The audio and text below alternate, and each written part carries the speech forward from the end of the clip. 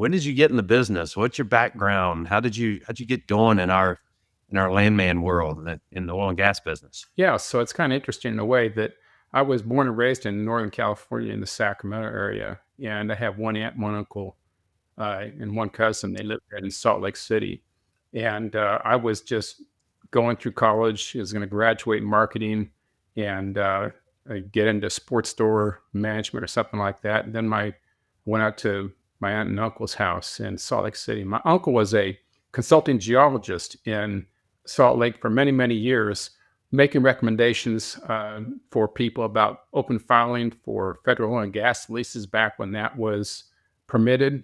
And they had done well, but then with the oil embargo of 1974, their properties, went 10x overnight, and so they made a fortune. And so when I saw them one time, they said, "David, you're in business." I said, "Yeah, I know you don't like all the science stuff, but are you interested in doing the business side of oil and gas?" And I said, "Huh? There's a business side of oil and gas, not just cranking wrenches and things?" And so they showed me an article that was actually published in the Wall Street Journal, and the front page talking about a landman in somewhere in the Rockies and what he went through and experienced. And I saw that, and the light clicked on. I said, "That's what I want to do." And he said that there's 3 places you can go study mineral land management or petroleum land management. That time was Texas, Oklahoma, or Colorado. And I said, "Colorado, yes." So Yeah, uh, that's better than I, Edmond.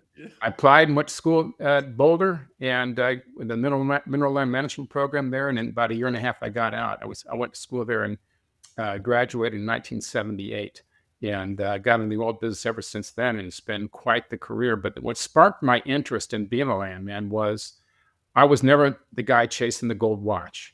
I was never wanting to be the career guy or the CEO. What I was interested in is having the quality of life, not the quantity in all this. And so being able to have the flexibility to have my own direction, my own career, and hopefully even quote unquote mailbox money someday, the oil and gas career provided that. And so meeting people and being able to use my brain in the courthouse and being able to study records and all that. So this is my perfect career. And I got excited. And that's how my whole career started, was through my aunt and uncle. And I'd love to read that article. I need to look that up just to see what the perception of what a landman did, or what maybe the reality of a landman's life in 1974 was, or in Yeah. the early 70s was. And Yeah.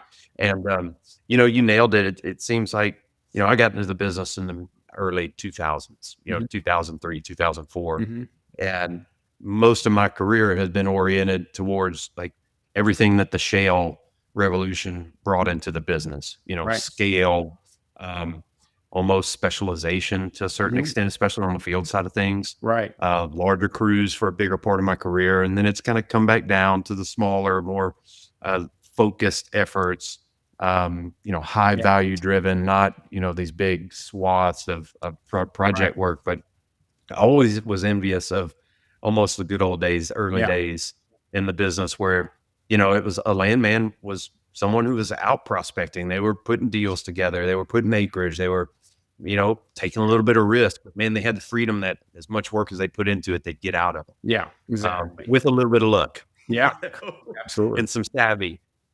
Yeah. But it made for some great landmen, and a lot of people in kind of my generation of the land business learned from gentlemen like you that, that kind of learned in that season of our industry, and also went through the 80s, Right. you know,